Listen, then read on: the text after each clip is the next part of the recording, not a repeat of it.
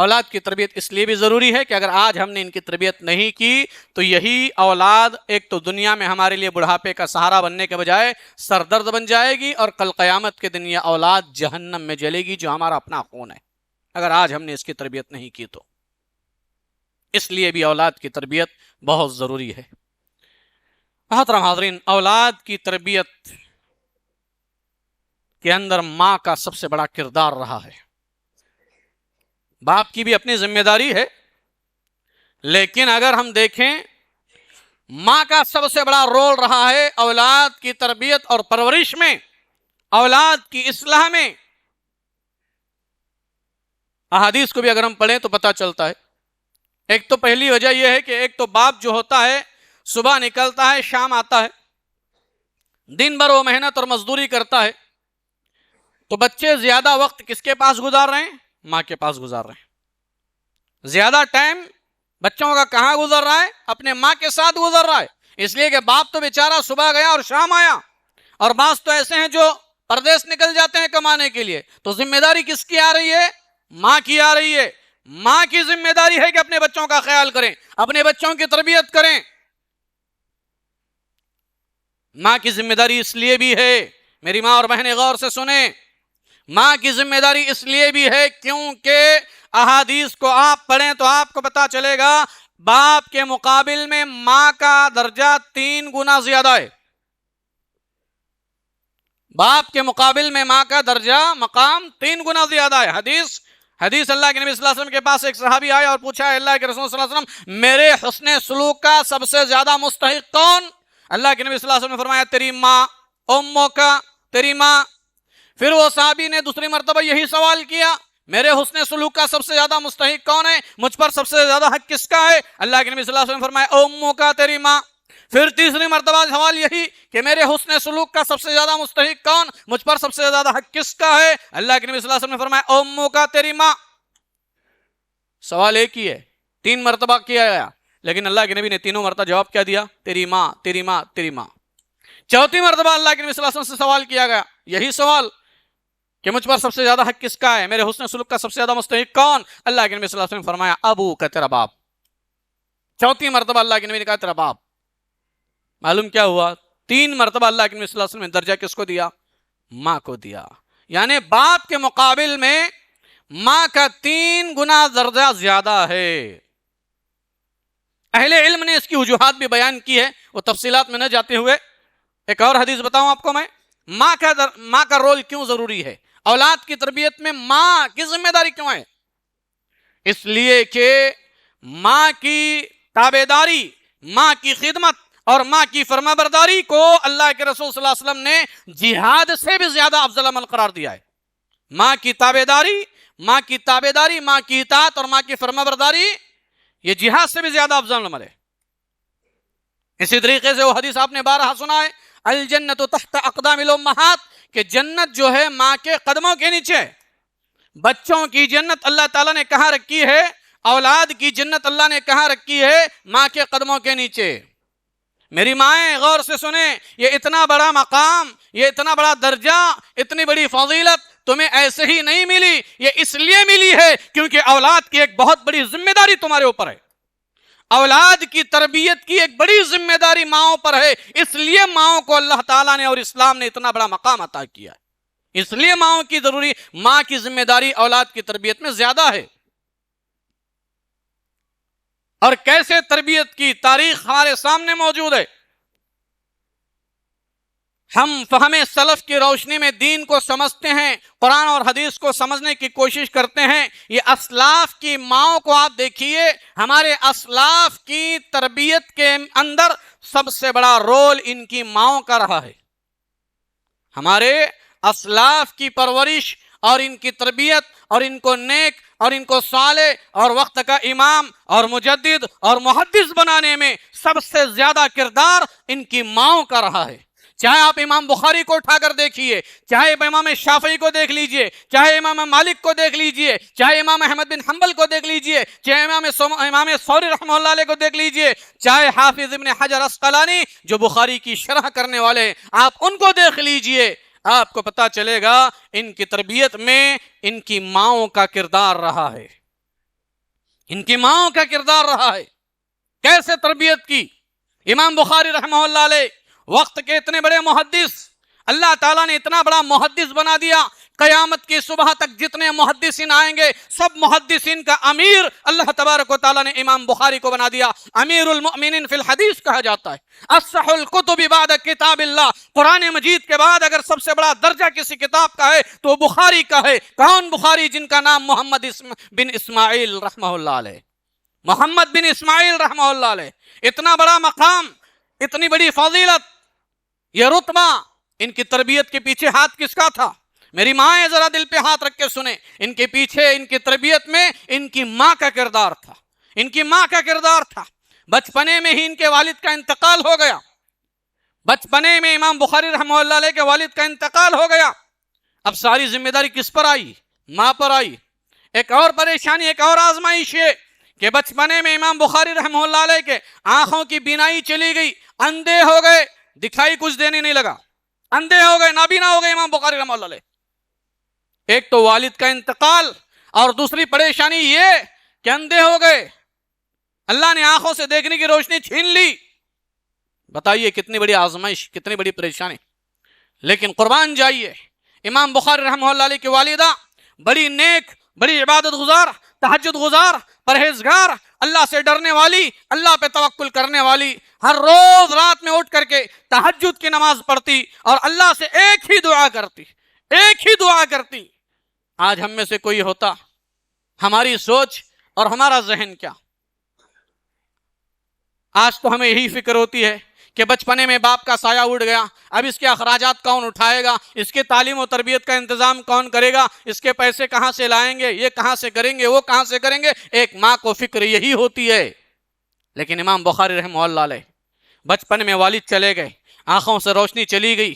یہ امام بخاری کی والدہ ہیں، راتوں میں اٹھ کر کے تہجد پڑھ کر کے اللہ سے ایک ہی دعا کر رہی ہے۔ میری مائیں اور بہنیں غور سے سنیں، آج دوسروں کے سامنے ہاتھ پھیلانے کی ضرورت نہیں ہے۔ جب تک آپ ماں ہے، اپنی اولاد کی مستقبل اور آپ کے اولاد کی کامیابی آپ کے ہاتھوں میں ہے۔ آپ رات میں اٹھ کر کے اللہ سے اپنے اولاد کے فیوچر کے لیے، اپنے اولاد کے اچھائی کے لیے دعا کیجئے۔ اللہ ماؤں کی دعاؤں کو رائے گا جانے نہیں دیتا۔ یہ امام بخاری رحمہ اللہ علیہ کے والدہ ہے، راتوں میں اٹھ کر کے تہجد پڑھ کر کے اللہ کے سامنے ہاتھ اٹھا کر ایک ہی دعا کر رہی ہے، بس کیا؟ اے اللہ میرے بیٹے کی آنکھوں کی روشنی لوٹا دے، میرے بیٹے کی آنکھوں کی روشنی لوٹا دے، اسے بینا کر دے، اسے دیکھنے والا کر دے، اسے اچھا کر دے۔ ہر روز رات میں اٹھ کر کے تہجد پڑھ کر کے ہاتھ اٹھا کر کے ایک ہی دعا کرتی ہے اور سو جاتی ہے۔ حسب معمول دعا کر کے سو گیا، ایک مرتبہ کیا دیکھتی ہے؟ صبح اٹھ کے دیکھتی ہے امام بخاری رحمہ اللہ علیہ کی بینائی لوٹ آ گئی۔ اللہ اکبر! یہ ماں کی دعا کی تاثیر ہے۔ اسی لیے میں نے کہا کہ مائیں ادھر ادھر ہاتھیں ادھر ادھر جانے کی ضرورت نہیں ہے۔ مصلی بچھائیے، 2 رکعت نماز ادا کیجیے، اپنے بچوں کے لیے دعا کیجیے، اللہ آپ کی دعاؤں کو سننے والا ہے۔ کہاں بھاگ رہے ہو آپ ادھر ادھر کے چکر میں؟ کہاں تعویذ پلیتوں کے چکر میں؟ کہاں درگاہ اور شرک کے راستوں پہ جا رہے ہو؟ اپنی اولاد کو بہتر بنانا چاہتے ہو، مصلی بچھا کر اللہ سے دعا کیجیے، اللہ آپ کی دعاؤں کو سنے گا اور آپ کی اولاد کو آپ کی آنکھوں کی ٹھنڈک کا ذریعہ بنائے گا۔ یہ امام بخاری کی والدہ ہے، روزانہ رات میں اٹھ کر اللہ سے دعا کر رہی ہے۔ آج کتنی مائیں ہیں جن کی اولاد بیمار ہے، ڈاکٹروں نے ہاتھ اٹھا لیا کہ آپ کی اولاد کی یہ بیماری ٹھیک نہیں ہو سکتی، اللہ سے اٹھ کر دعا کیجئے، انشاءاللہ جن کی اولاد بیمار ہے اللہ سب کو شفا دے گا۔ ماں کی دعا میں بڑی طاقت اور تاثیر ہے۔ دیکھتی ہے اچانک صبح آنکھوں کی روشنی لوٹ آئی، ایک ہی دعا کہ اللہ میرے بیٹے کا آنکھوں کی روشنی لوٹا دے تاکہ یہ تیرے دین کی خدمت کر سکے۔ کیسی تربیت کی، کیسی نیک خاتون تھی امام بخاری کی والدہ رحمہ اللہ علیہ، کیسی نیک تھی، کیسی زاہدہ اور پرہیزگار تھی۔ امام بخاری رحمہ اللہ علیہ کے تعلق سے آتا ہے کیسی تربیت کی تھی انہوں نے، ان کی والدہ نے، کہ جب بھی حدیث لکھنے کی بات آتی، بخاری کی کتاب جو انہوں نے لکھا، جب بھی حدیث لکھنے کی بات آتی، حدیث لکھنے کا ارادہ کرتے، امام بخاری رحمہ اللہ علیہ سب سے پہلے وضو بنا لیتے۔ اللہ اکبر! کیسی تربیت کی امام بخاری کی ان کی والدہ نے، غور کیجئے۔ جب بھی حدیث لکھنے کا ارادہ کرتے 2 رکعت نماز پڑھتے، وضو بنا لیتے، 2 رکعت نفل نماز ادا کرتے، پھر اللہ سے دعا کرتے، اس کے بعد حدیث کو لکھتے۔ کیا تربیت کی تھی امام بخاری رحمہ اللہ علیہ کی والدہ نے!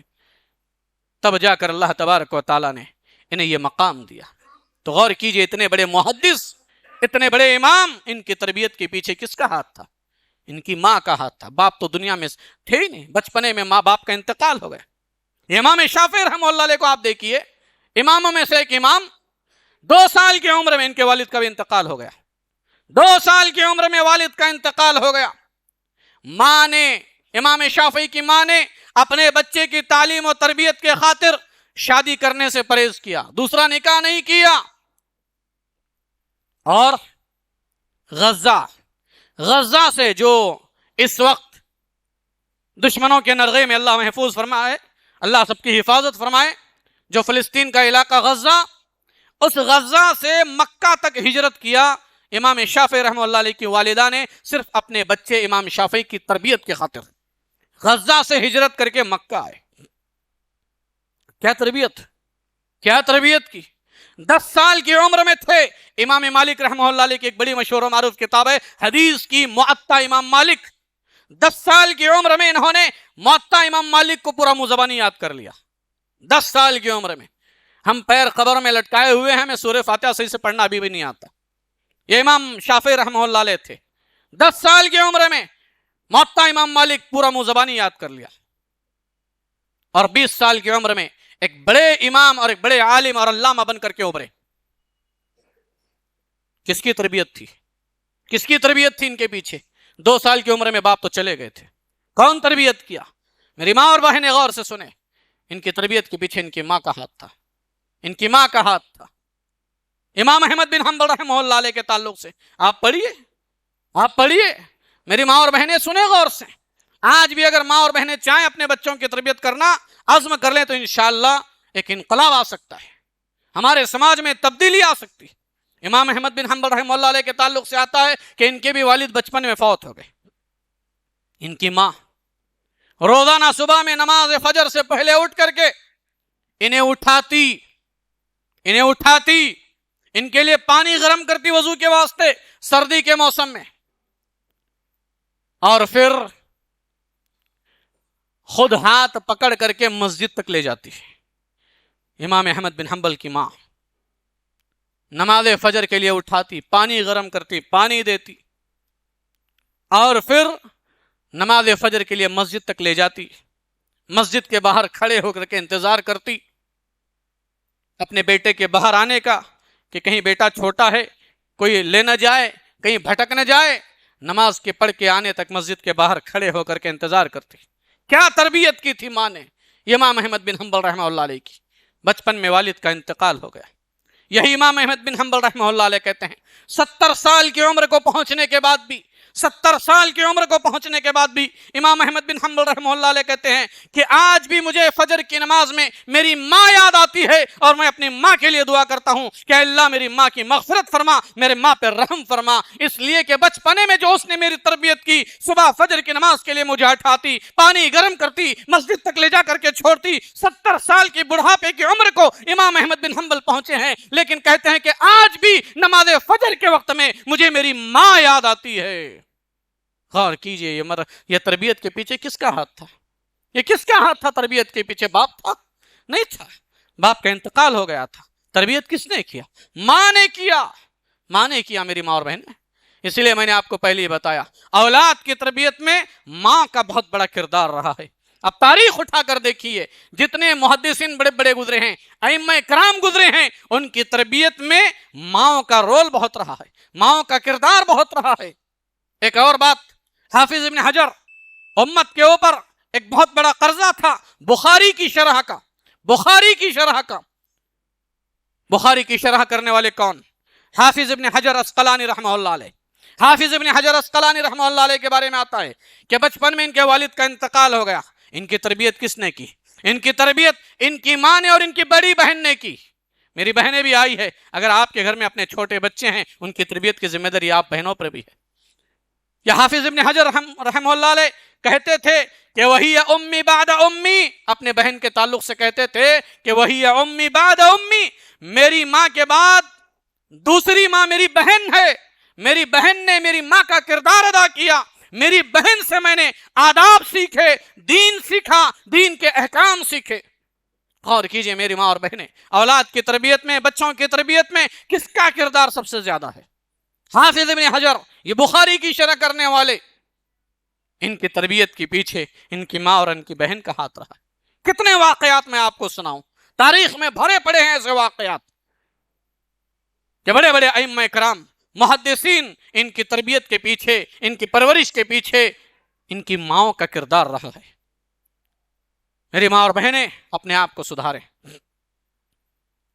کسی فلسفی نے، کہنے والے نے کہا کہ ہزاروں لاکھوں مرد مل کر کے وہ انقلاب نہیں لا سکتے، وہ تبدیلی نہیں لا سکتی جو قوم کی مائیں اپنے سماج میں انقلاب لا سکتی ہے۔ اگر ہماری قوم کی مائیں، ہماری سماج کی مائیں، ہماری مسلم عورتیں اگر سدھر جائے اور ٹھان لے ہر گھر میں ہر عورت کہ میں اپنے بچوں کی صحیح تربیت کروں گی، تو انشاءاللہ انقلاب پیدا ہو جائے گا۔ ہزاروں مرد مل کر کے وہ تبدیلی نہیں لا سکتے جو ایک عورت انقلاب پیدا کر سکتی ہے۔ اس لیے کہ ایک عورت کے سدھرنے سے، ایک عورت کے سدھر جانے سے ایک نسل سدھرنے لگتی ہے، اس سے پیٹ سے نکلنے والی نسل اولاد در اولاد سدھرنے لگتی ہے۔ تو اولاد کی تربیت میں ماؤں کا کردار بہت ضروری ہے۔ تو کچھ باتیں میں آپ کے سامنے رکھ رہا ہوں، وقت زیادہ ہو رہا، معذرت کے ساتھ ایک دو باتیں رکھ کر اپنے بات کو ختم کرتے جاتا ہوں۔ اولاد کی تربیت میں ماؤں کا رول رہا ہے، تو ماؤں کا کیا ہونا چاہیے؟ سب سے پہلی چیز، ماؤں کی ذمہ داری یہ ہے کہ ماں پہلے نیک ہو، ماں پہلے ایمان میں مضبوط ہو، عقیدہ توحید مضبوط ہو۔ اس لیے کہ ماں کی گود بچے کی پہلی اسکول ہے، ماں کی گود بچے کا پہلا مدرسہ ہے۔ اب جب ماں کی گود بچے کا پہلا مدرسہ ہے، پہلی اسکول ہے، تو ماں ایمان میں جتنا زیادہ پختہ ہوں گی، جتنا زیادہ عقیدہ توحید میں یہ ماں مضبوط ہوگی، اتنا زیادہ یہ مدرسہ اعلیٰ معیار کا ہوگا، اور اس مدرسے میں یعنی اس کی گود میں پلنے والا بچہ اتنا ہی زیادہ بہترین اور نکھر کر کے آئے گا، وہ اتنی اچھی تربیت کا حامل ہوگا۔ اس لیے ماؤں کو ضروری ہے اپنی اولاد کی تربیت میں کہ پہلے وہ نیک بنے، وہ دین کا علم حاصل کریں، وہ دین کو سیکھیں۔ میری ماں اور بہنیں، اپنے آپ کو دین کی تعلیم سے آراستہ کریں۔ اگر ماں نیک ہو تو اولاد کی تربیت صحیح ہو سکتی ہے۔ اگر ماں ہی بگڑ جائے، ماں ہی ہمیشہ موبائل کے چکر میں پڑی رہے جیسے کہ آج کا دور ہے، اولاد کہاں سے سدھرے گی؟ اولاد کہاں سے سدھرے گی؟ اولاد کو سدھارنا چاہتے ہو تو مائیں پہلے اپنے آپ کو نیک بنائیں، صالح بنائیں، ایمان اپنا مضبوط کریں، عقیدہ توحید کو مضبوط کریں، اور اپنے بچوں کی تربیت کریں۔ اپنے بچوں کو بتائیں کہ ایمان کیا ہے، ارکان ایمان کیا ہے، توحید کیا ہے، اللہ اور اس کے رسول کی تعلیمات کیا ہے، حلال کیا ہے، حرام کیا ہے، گناہ کسے کہتے ہیں، یہ ساری چیزیں بتائیں۔ اپنے بچوں کو صحابیہ کے واقعات بتائیں۔ ام سلیم رضی اللہ تعالی عنہ، ابو طلحہ سے نکاح ہوا، اس وقت مہر بہت زیادہ مقرر کیا جاتا تھا، لیکن ام سلیم رضی اللہ تعالی عنہ نے ابو طلحہ سے نکاح کیا۔ مہر کیا مقرر کیا؟ مہر طے کیا ہوا کہ آپ اسلام لے آئیں، یہی ہمارا مہر ہو جائے گا، مہر ہو جائے گا۔ یہ واقعات بتائیں اپنے بچیوں کو، اپنے بچوں کو بتائیں، ایمان کیا ہے بتائیں۔ آج کا یہ فتنوں کا دور ہے جہاں ہماری لڑکیاں ارتداد کا شکار ہو رہی ہے، اسلام سے دور ہو کر کے، دائرے اسلام سے نکل کر کے، آج غیروں کے ساتھ بھاگ کر کے شادی کے نام پر پھیرے لے رہی ہے۔ ایسے فتنوں کے دور میں ماؤں کی یہ ذمہ داری بنتی ہے کہ اپنے بچیوں کو بتائیں کہ بیٹا، حالات کیسے بھی آئیں، محال کیسا بھی ہو، پریشانی کیسے بھی آئے، ایمان کا سودا نہیں ہونا چاہیے، توحید ہاتھ سے نہیں جانا چاہیے، شرک نہیں کرنا چاہیے، چاہے اس معاملے میں تمہیں جلا دیا جائے، چاہے اس معاملے میں تمہیں قتل کر دیا جائے، یہ دونوں صورتیں تو منظور کر لینا، لیکن کسی صورت میں عقیدہ توحید کو ہاتھ سے جانے نہیں دینا۔ آج ہماری لڑکیاں گھروں سے بھاگ کر کے غیروں کے ساتھ شادی کے نام پر جو پھیرے لے رہی ہے، ارتداد کا جو شکار ہو رہی ہے، اور ماں باپ کے لیے جو شرمندگی بن رہی ہے، یہ اس کی وجہ یہ ہے کہ بچپنے میں ہم نے اپنے بچوں کی ویسی تربیت نہیں کی جیسے اسلام نے بتایا ہے۔ اگر بچپنے میں ہم نے اپنی بچیوں کو بتایا ہوتا ایمان کیا ہے، ایمانی غیرت کیا ہے، شرم و حیا کیا ہے، توحید کیا ہے، شرک کیا ہے، یہ اگر بتایا ہوتا تو آج یہ دن دیکھنے نہیں پڑتے، آج یہ دن دیکھنے نہیں پڑتے۔ آج لڑکیاں ارتداد کا شکار ہو رہی ہے، معاف کیجئے مجھے، کہیں نہ کہیں اس کے ذمہ دار خود ان کے والد ہیں، ان کے والدین ہیں، خود مائیں ہیں جو اپنے بچیوں کی صحیح تربیت نہ کرنے کی وجہ سے آج انہیں شرمندگی دیکھنی پڑ رہی ہے۔ اپنے بچیوں کو بچپن سے سکھائیے توحید کسے کہتے ہیں، شرک کے نقصانات کیا ہے، کیسے بھی مسئلہ آ جائے، کتنا بھی بڑا مسئلہ آ جائے، توحید ہاتھ سے جانے نہیں دینا چاہیے۔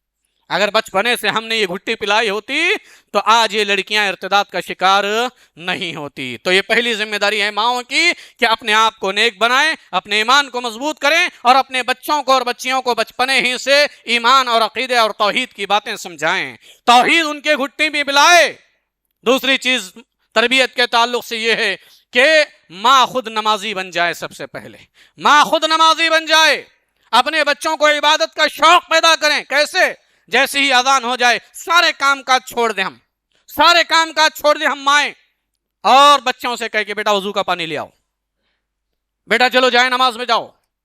آپ کو دیکھ کر کے آپ کی اولاد سیکھتی ہے۔